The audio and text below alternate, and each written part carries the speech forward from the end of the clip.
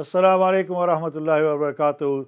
Thank you, my brothers and sisters and viewers and friends of Ikra TV, to coming back to part 2 of this program, Real Talk, that comes to you from our Bradford studios. I'm your host, Iqbal Bhana. Today, we've been talking about the prevent strategy that the government has embarked on undertaking a review. And in the first part of my program, I was extremely honored to have Sheikh Suleiman Ghani to join me to share some thoughts about this. And now I'm going to be joined by Shadim Hussain, who's another well-known one of our guests who's been on my program a few times, and I'm sure he views this program every now and then. I know he's a very, very busy person because he runs the Muslim Foster Network, and he's been on this program to talk about that. And inshallah, very soon I'd like to bring back Shadim on that particular issue, because this pandemic has obviously had some impacts on young people, particularly during the pandemic, where families have had some real difficult times to navigate. Because as I say, I would probably say 80% of the Muslim community is unaware of this review that is taking place. As he said in the first part of the program, many individuals and organizations in the Muslim world, as well as non-Muslim world, I've seen a list of professors in various universities who also signed a letter to the government to say, we do not think that this process of the review is impartial, independent, and that is already tainted by the appointment of William Shawcross, and therefore the government needs to think again before they actually embark on the review. Putting the review aside to one side, Sheikh Suleiman also talked about the need for imams in this masjid and leaders in our community to actually understand what is coming down the road, how this is likely to impact all of us, regardless of whether you're a practicing Muslim or not. If you are a Muslim and you have fear about where Islam is being taken, then we need to make sure that we understand what is being proposed, which is going to coming down the road. Shadim, I've been told, has joined us. I think Sheikh Suleiman and us, we're having some technical issues in terms of the audio. Shadim, assalamu alaikum wa rahmatullahi wa barakatuh. It's really nice to see you. I gave you apologies last week because obviously you had to go to a janazah, and I hope that the family gets strength and sabr with this difficult time, that having lost their mother. But nice to have you here today. Assalamu alaikum wa rahmatullahi wa barakatuh. I hope you're well. Assalamu wa rahmatullahi wa barakatuh. Jazakallah khair for the invitation, Iqbal Bhai. How are you? Not too bad, not too bad. Thank you for joining me. I'm not sure whether you caught any of the first part of the discussion. Today we're talking about prevent and the prevent policy and the prevent strategy that the government embarked on some years ago. Have you got any experience around prevent, and what are your views on the prevent policy and the strategy that you're aware, from your knowledge?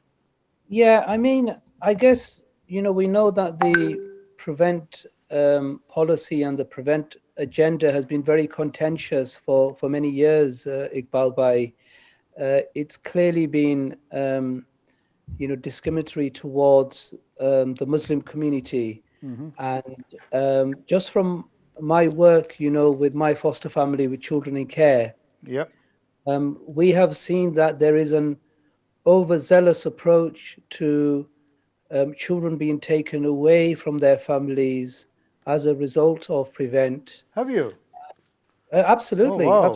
Absolutely, without a shadow of a doubt. And, we've had many complaints from families who have been in these situations. And coupled with that, Iqbal Bhai, as part of the prevent regime, if you like, public sector servants, those who work in schools, hospitals, social workers, etc., they have to go through a certain level of training, which trains them to be alert to risk factors, And, our research, which was published in 2019, which looked at the barriers to recruiting Muslim foster carers, identified that there is a clear link between the prevent agenda and the way in which Muslim people are discriminated against in society, particularly when we are engaged with the public sector. So, this is certainly something that is of concern. And we know that most recently the government has announced an individual to lead on the review of Prevent. Yes, that's what. Yeah, William Shawcross. Yeah, and this has certainly sparked a concern because, um, Mr. Shawcroft has been known for having anti-Muslim views, This is not a very good starting position, and understandably, those of us from the Muslim community and also many from the non-Muslim community have expressed their concerns about this appointment. Right. Yeah, I mean, I totally agree with you. What surprised and shocked me was the impact of Prevent on fostering issues that you just mentioned. Unfortunately, we don't have that much time today, but when you come on this program, inshallah, we'll talk about it in more detail. I mean, you're right that this is what we've been talking about with Sheikh Suleiman Ghani as well, that the person who's been appointed to lead this review has in the past made very derogatory comments about Muslims and Islam. And it's so far as to go to say that people who are being waterboarded, allegedly so far as to go that people who are being waterboarded in Guantanamo deserved what they were getting. Now, these are allegations that have been made against him. I personally don't have any knowledge of that, but that is what is being said, and that is what is being touted about and concerned and talked about in the Muslim community. If it is true, then obviously this person does not have the credentials to be impartial. Now, the Prevent strategy, as Shadim says, has already been discredited. Do you, Shadim, feel that any review is going to be independent, impartial and open the way because it's being led by this gentleman? Well, I mean, I don't think these are just allegations, Iqbal Bhai. There is clearly, there was a recent article in The Guardian which was referring to, William Shawcroft in his former role was head of the charity watchdog, who has made controversial comments about Islam, So, these are not, assumptions or accusations. These are factual comments. The reason why I'm saying allegedly, because I have not personally seen it, so I have to be sort of impartial to a certain extent. So, now that you've made that very clear, I would have to accept what you've just said. Yeah, indeed, and William Shawcroft has been previously criticised for these comments as well. And the reality is that it's not only a concern coming from the Muslim community, as I mentioned, Iqbal Bhai, also civil liberty and human rights organisations such as Amnesty International have expressed their concern, and they've directly appointed this concern, saying that it fosters discrimination against people of Muslim faith or background and inhibits legitimate expression.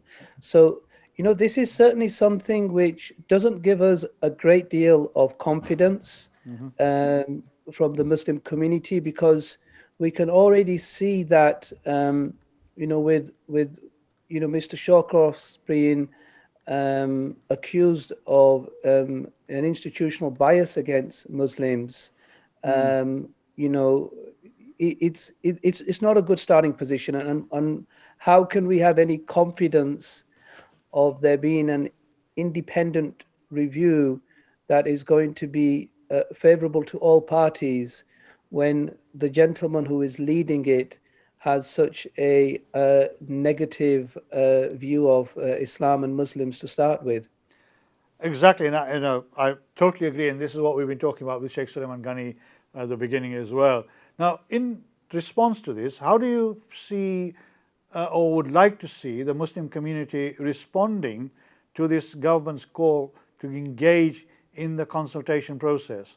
Because as I said before, and you've said, many organizations, not just Muslim organizations, but other organizations, non-Muslim organizations, particularly those who believe in social justice, those who believe in liberty and freedom, have said that, made it very clear to the government that this consultation process is not valid because of the appointment of this one individual and it's not going to be impartial, it's not going to be independent, it's not going to be fair, it's not going to be just. How would you like to see the Muslim community? I know the Council of Mosque in Bradford, for example, have already made it very clear that they will not be engaging in the process of the consultation that is going to be taking place. I absolutely, and what I feel, we as a Muslim community are 3 million strong, alhamdulillah, in the country, and we play a significant role in society. We have many people who are highly educated and highly skilled for us to be able to hold our own review. My view is that the Muslim community, under a joint umbrella of our Muslim institutions across the UK, should come together and work with other players in civil society to hold an independent review. Right. So you'd like to see a parallel review taking place alongside the review that William Shawcross will be conducting, where we can. Sorry, go on. Go on. I feel, without there being a real scrutiny and a real understanding of the lived experience of Muslim people who have suffered because of the Prevent agenda, where families have been torn apart. Until those voices are heard and until those case studies are brought to the surface, we're not really going to understand what the detrimental impact of Prevent has been.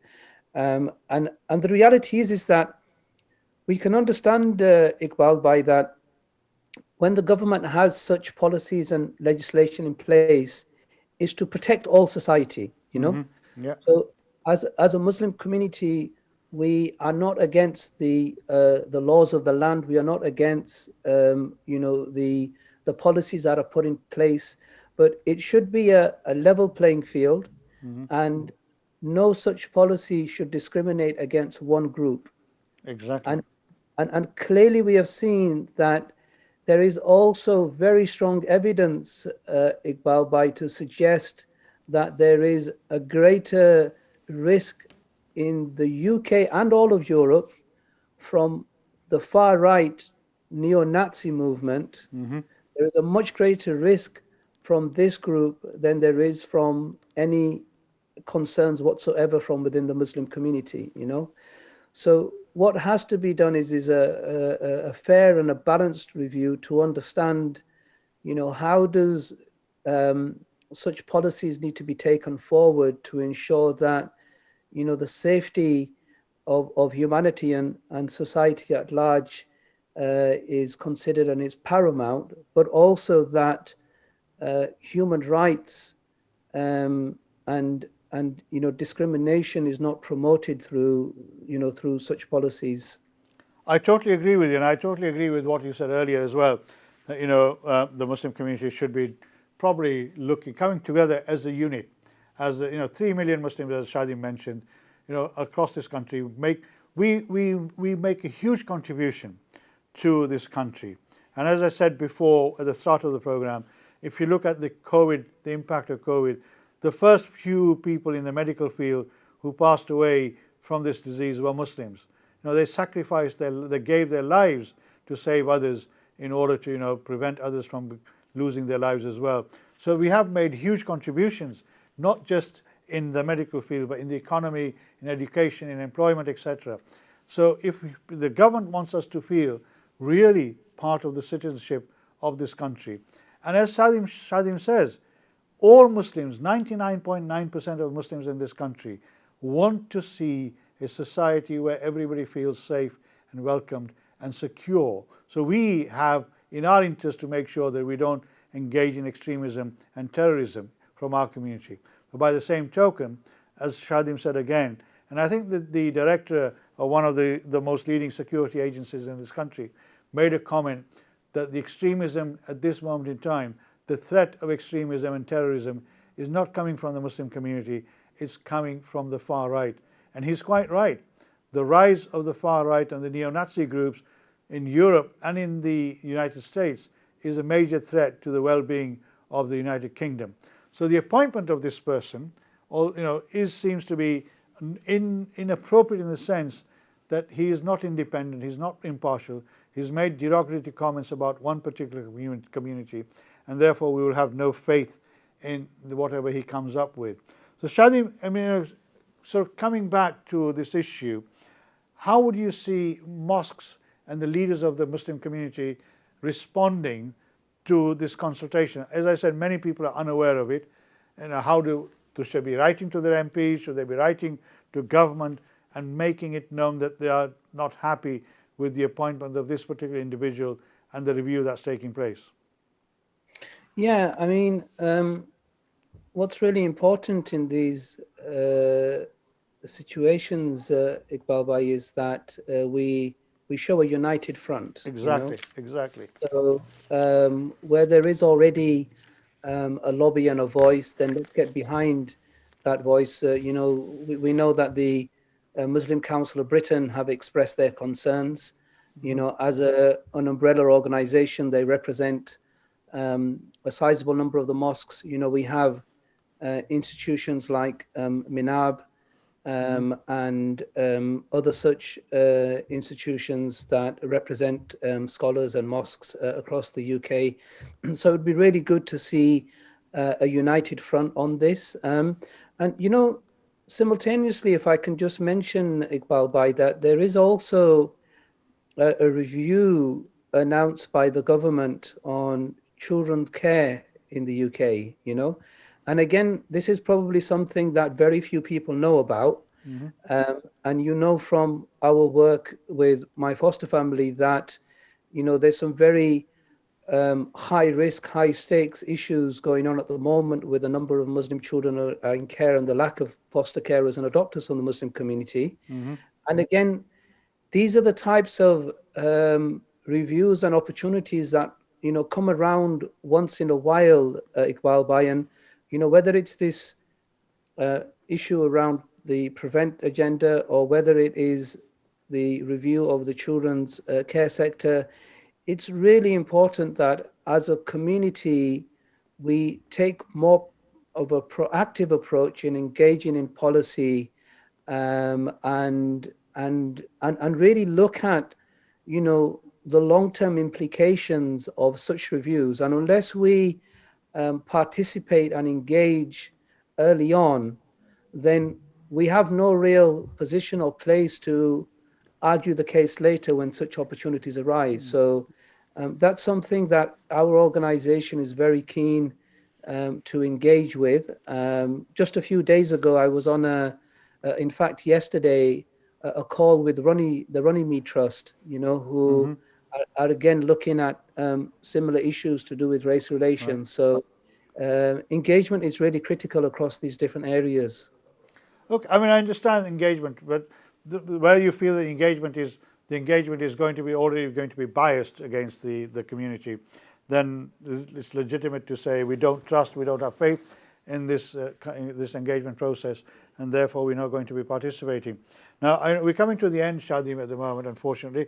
I'm extremely grateful that you found the time to join us. Let's bring you on again to talk about the impact, as you say, particularly on children and families, particularly people, young kids who need to go into foster care, and how they're being impacted, their families are being impacted when it comes to these sort of issues around prevent and terrorism and extremism.